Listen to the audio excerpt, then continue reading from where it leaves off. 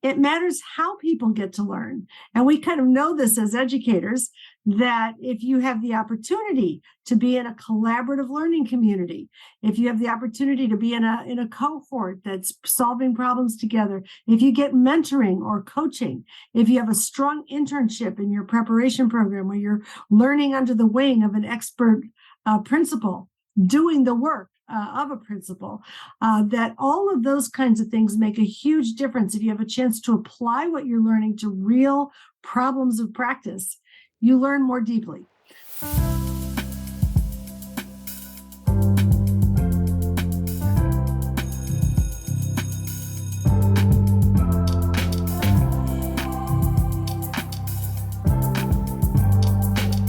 What makes a great principal? Is it strong principal preparation programs, ongoing professional development, all of the above and more? In this special episode from the NAESP Principal Podcast Archive, we sat down with acclaimed author and educator Linda Darling-Hammond to get to the heart of what makes a school leader exceptional. We discuss what the research has to say about grade school leadership, how policymakers can support principals, and some takeaways you can bring to your own practice. Let's get started. Welcome, everyone, to the NAESP Principal Podcast. My name is Liz Garden. I am a current principal in Massachusetts at the Henry P. Clough Elementary School, and I'm excited to be one of the new fellows for the Center for Innovative Leadership. We're very excited to kick off this podcast series as new fellows, and I'm going to turn it over to my partner here. Hi, everybody. Scott McLeod. I'm a professor of educational leadership at the University of Colorado, Denver. I'm the other new fellow for the Center for Innovative Leadership for NAESP. It is my great pleasure to introduce our guest today. We have Dr. Linda Darling-Hammond. She is one of the absolute premier education scholars of our time. She's a professor emeritus at Stanford. She's the founding president of the Learning Policy Institute. She's the past president of American Educational Research Association. She's authored a bazillion books, which occupy numerous places of pride on my bookshelf, including one of my absolute all-time favorites, Next Generation Assessment, Moving Beyond the Bubble Test to Support 21st Century Learning. I had the opportunity to be in the same room with Linda a few years back and was total fanboying it the whole time. It's an absolute pleasure to have her with us. Linda, we don't have a lot of time together, so we're just going to dive right in. You've got this new report. The Wallace Foundation and the Learning Policy Institute, LPI, joined forces to look at the impact of pretty specific learning opportunities on effective principal leadership. Your new report is called Developing Effective Principals. What kind of learning matters? What are the key learning experiences? And how do they contribute to effective leadership that improves outcomes for school leaders and the teachers and students that they serve? So much, for all of that wonderful introduction. It's great to be with both of you today, and I'm glad to talk about this report. It's really, I think, an important one in the field at this point. We now know a lot, not only about how important principals are and the fact that, investing in principals and their knowledge and skills is one of the most both effective and economical investments because it has such a huge impact on a school. We also know more about what kind of professional learning makes that difference. And what we found in this very substantial review of the literature and some new research is that it's not only what you get a chance to learn about, and it matters if principals have had the chance to learn about how to develop people, how to manage change, how to meet the needs of diverse learners, and how to be instructional leaders, that these things really do play out in ways that have strong effects on teacher retention as well as student achievement. It matters how people get to learn. And we kind of know this as educators, that if you have the opportunity to be in a collaborative learning community, if you have the opportunity to be in a cohort that's solving problems together, if you get mentoring or coaching, if you have a strong internship in your preparation program where you're learning under the wing of an expert principal, doing the work of a principal, that all of those kinds of things make a huge difference. If you have a chance to apply what you're learning to real problems of practice, you learn more deeply. So, all of these things showed up in the research findings. and it's both the what and the how. And we are making progress on getting people access in pre and in-service education to those topic areas. But we're making less rapid progress in getting access to those powerful learning experiences that really bring it home and make it possible for folks to take this complex kind of understanding and bring it alive and use it in practice. So, okay, next question I have, Linda, is learning opportunities vary across states, right? We know it comes down to fiscal and human resources and the demographics of the communities within that state. And really, many communities, they lack access to these resources for both students and staff. Given the hugely important focus on equity in education, how can state leaders ensure principal development programs are equitable and accessible for all school leaders? I think there's several stories here. Part of it is the level of investment that states make. And again, it's the kind of investments they make in the right kind of professional development. And then, of course, the accessibility. What we found is that there is dramatic differences across states in what's accessible and available to principals. We happen to have data, not only national data, which NAESP partnered with us on securing through a survey, but also we had data from California and North Carolina from existing studies around the same time. And access to professional learning on an equitable basis was very high in California and quite low in North Carolina, where budget cuts had been going on for a period of time. And there wasn't an attempt to try to figure out how to make sure that there was accessibility to rural principals, to principals in high need, high poverty schools, to the kinds of learning experiences that would benefit them and benefit the teachers and the students in those schools. One of the things that many states have done to make these kinds of opportunities more available is to start state-level leadership academies. California happens to have one of those. Another way is by building the kinds of learning experiences into standards for licensing and accrediting principal preparation programs, so that we're sure that principals are getting certain kinds of learning on the way in through mentoring and internships, as well as through the right kinds of applied coursework. So it's important that states have a holistic vision, that they start with meaningful current standards, and the field has been very active in developing standards that lean into the 21st century demands that are being made of principals, that those get adopted not only for licensure and accreditation of programs and candidates, but also infused into induction programs, into professional learning programs, into appraisal systems. So there's a coherent approach to the learning that everyone has the experience of. And then furthermore, that they use things like state leadership academies to be sure that they're reaching for free and with supports all of the principals who need them. I will just speak to the fact that our new California Leadership Academy actually has regional academies, and that's true in some other states as well, so that you have a common conception and then lots of outreach to all of the parts of the state. And then, of course, accessing as well partnerships with universities, county offices of education, and others. So it's important for states to think about the system, the standards, as well as the investments that really ensure that every principal has access to the skills that they need. I think principals are a little overlooked or have been in the ecosystem because, we talk a lot about teachers, and of course we should talk about teachers and worry about teacher shortages, and we of course talk about students and what they deserve. But the fact that the principal is so key to enabling the conditions under which teachers can teach and will stay in the profession, which then heightens achievement, under which students have a climate that attracts them to come to school and keeps them there, that these things are so central, means that as we bring awareness to the centrality of the principal's role, we should also be bringing awareness to the necessity of those kinds of systemic investments. Cool, thanks.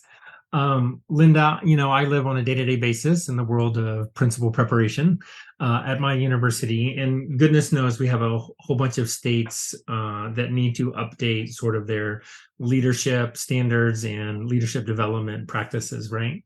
And we seem to have some evidence that states that have done so, that we're seeing some real improvements in learning related to stronger pipelines, richer learning opportunities, targeted assessment, and so on.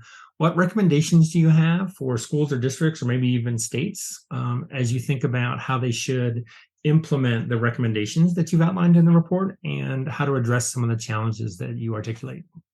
Yeah. In the book that we're talking about developing effective principles, what kind of learning matters, you can find the PDF on the LPI website.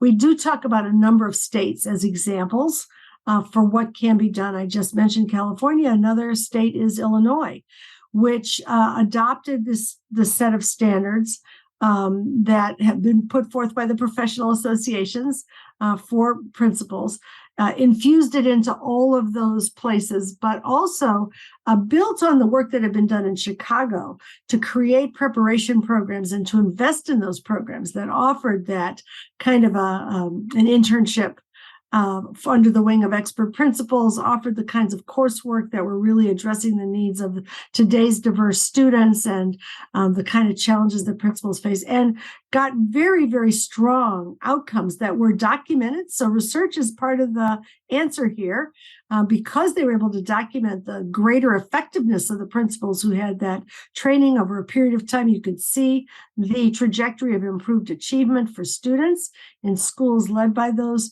principals. You could trace it back to the kinds of preparation programs that they had.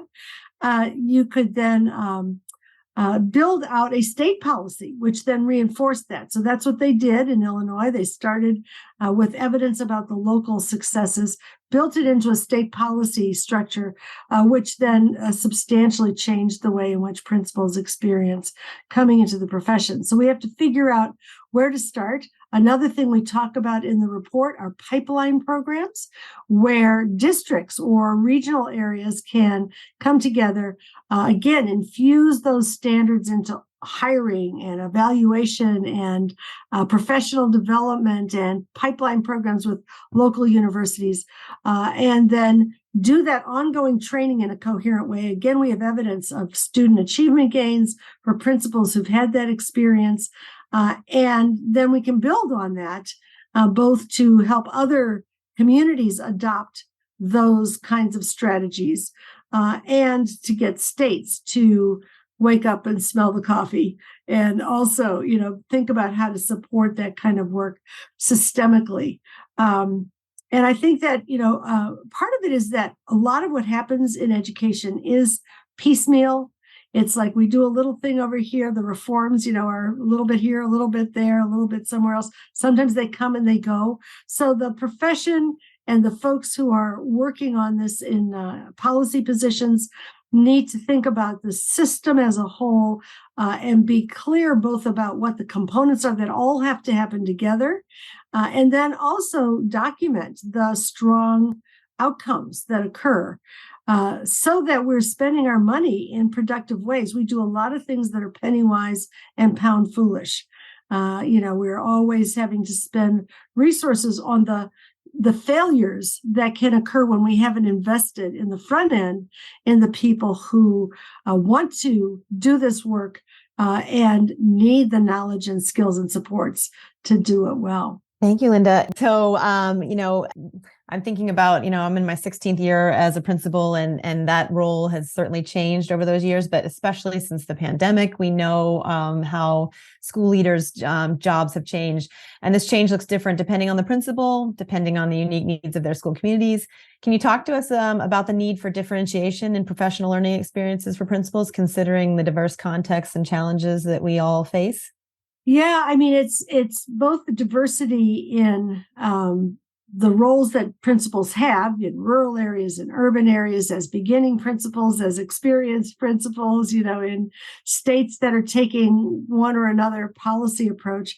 And the fact that, as you note, the world is an ever-changing place at this point. So there's always a changing context for all of us. I mean, the rapidity of the changes that we're all experiencing have been kind of mind-blowing and very disruptive, in the system. So I do think that it's important for principals to have context-alike circumstances within which to do this work. Professional learning communities that are built, networks of principals that are built can be incredibly important. If you can work with and talk to people who are in roles like your own, experiencing the kind of constraints or opportunities that you experience, it's, and principals always talk about this when you find opportunities to ask them about either the sort of coaching experiences they've had or the professional learning communities they've had a chance to be part of, how important it is to not be alone in this very challenging job, to have colleagues, whom you can bounce ideas off of, and also, schools that are succeeding in ways that you'd like to learn. Every school has strengths and every school has needs, and figuring out how to make those opportunities available for people to visit and see and talk about and hold up. I think that in public education these days, it's extremely important to hold up all the ways in which heroic educators are being successful, so that we can learn from those successes. And those are often very contextualized. One of the things that we found that was extremely interesting too was the critical importance, not only for high quality preparation coming into the profession, but professional development. We found that early career principals who had access to frequent and professional development in the areas and in the ways that I described, basically leapfrogged in their effectiveness to be equivalent to more experienced principals, or close to being equivalent in the effectiveness of their schools and their capacity to develop and retain teachers by getting that early dose. So like really structuring opportunities for early career principals not to wash out, because a lot of them come and go, but to really have that support system and learning opportunity can have many, many particularly important effects on retention of principals, on the success of their schools and so on.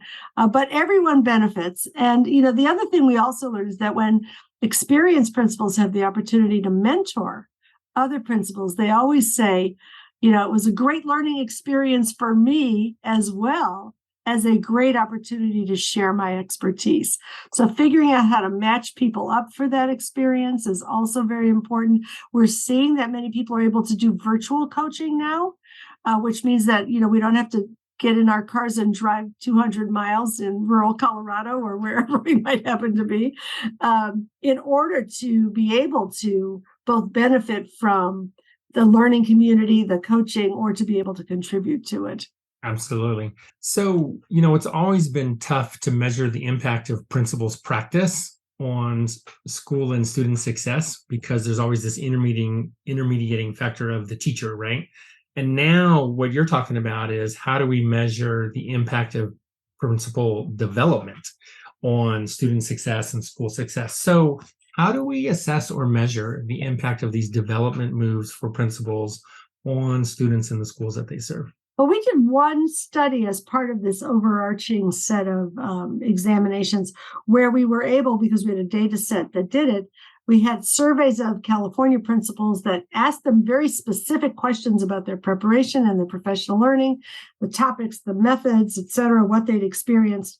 We could link that to the state database to look at the teachers in their schools, as well as the students in their schools, and then do the statistical controls for the teachers and the students' characteristics and other characteristics of the school, and then look at the extent to which their different answers with respect to their preparation and professional development were associated with these stronger outcomes. It was a giant database with many, many variables that allows for that. And we were then able to see that specific development experiences really did have certain kinds of impacts, including, for example, professional development in meeting the needs of diverse learners and in instructional leadership. And you could actually trace that forward, and the critical importance of internships and preparation programs, et cetera. Now, not everybody's going to have the opportunity to have those data sets and link them all up and be able to do that. So the other thing we need to be thinking about is that obviously you have to always be alert to the fact that people are in different contexts. It's not appropriate to be comparing the outcomes in one place, which has certain kind of advantages or investments or student affluence, to that in another, where the conditions are very different. But we can begin increasingly to measure things like school climate and improvements in school climate. There are a lot of places now that have school climate surveys, and some places use the Healthy Kids type of survey that is used by many, many districts. So you can look at, and any principal can look at it for themselves, like, how are we doing in helping teachers feel like they're supported, students feeling like they belong and that they're safe, the evidence about certain practices that may be available. We have a recent study at LPI about how students' opportunities to experience restorative practices in which they are enabled to learn how to be collaborative, how to resolve conflicts, and they're also able to be supported in particular ways by the staff, are associated with achievement gains, with reductions of gaps in discipline and achievement, better mental health. Those kinds of things, I think, also matter a great deal, because the principal's goal is to move the needle on the way in which school is experienced by children and teachers, who gets access to what. And so I think we should be looking at measures that are also informative to the school itself for its continuous improvement process, and that help everyone row in the boat together and do the best job they can do for kids. Wow. Okay. I feel like I could talk to you all day, Linda. But I know we can't. Maybe we can take that offline, because I could listen to you and I could talk to you, because certainly, creating and nurturing and growing school leaders is like super important to me. And I know to many of our listeners as well, that this is, the future of education, I feel like, depends on being able to create and grow and nurture future leaders. So, thank you to the Wallace Foundation and the Learning Policy Institute for teaming up and for this really important work and the report that you've shared. And thank you for joining us today, Linda. And this has been, I know it was quick, but just really informative, and certainly fuels me as a school leader. So I appreciate it. And to all of our listeners out there, this was Scott and I, our first, voyage together on the NAESP Principal Podcast. So we are excited to be bringing you more things and more podcasts for the Center for Innovative Leadership. So thank you for joining. The NAESP Principal Podcast is produced by the National Association of Elementary School Principals. Learn more about our community and membership at naesp.org. If you enjoyed this episode, subscribe to the NAESP Principal Podcast and share it with a colleague. Together, we're building stronger schools and stronger leaders.